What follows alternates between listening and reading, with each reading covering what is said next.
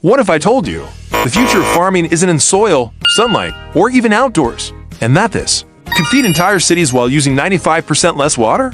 Stick around to uncover how the sci-fi dream became reality. Right now, over 80% of farmland worldwide is maxed out, yet by 2050, we'll need to feed a billion more people. How?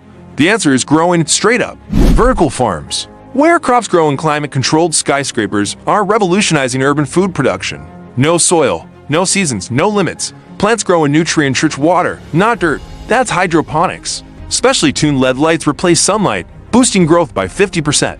And artificial intelligence constantly monitors every variable. Asterisk, while traditional agriculture uses 70% of our fresh water, vertical farms use just 5%.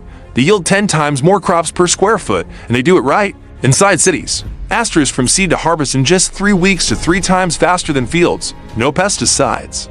No weather risks, just consistent, clean harvests 365 days a year.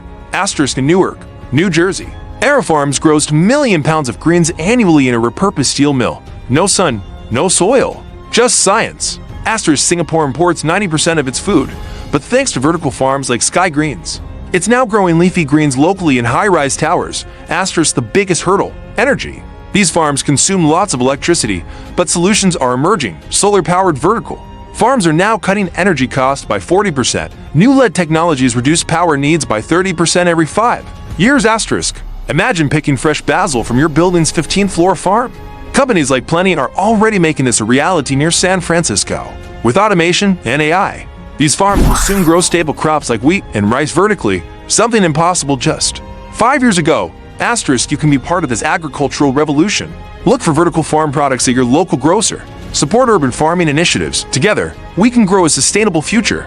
The future of farming isn't out, it's up. So, tell us in the comments, would you trust a robot-grown tomato if it could save our planet? Yes, future is now. No, to sci-fi for me. I'll try if it's cheaper. We'd love to hear your thoughts. Leave your opinion in the comments below.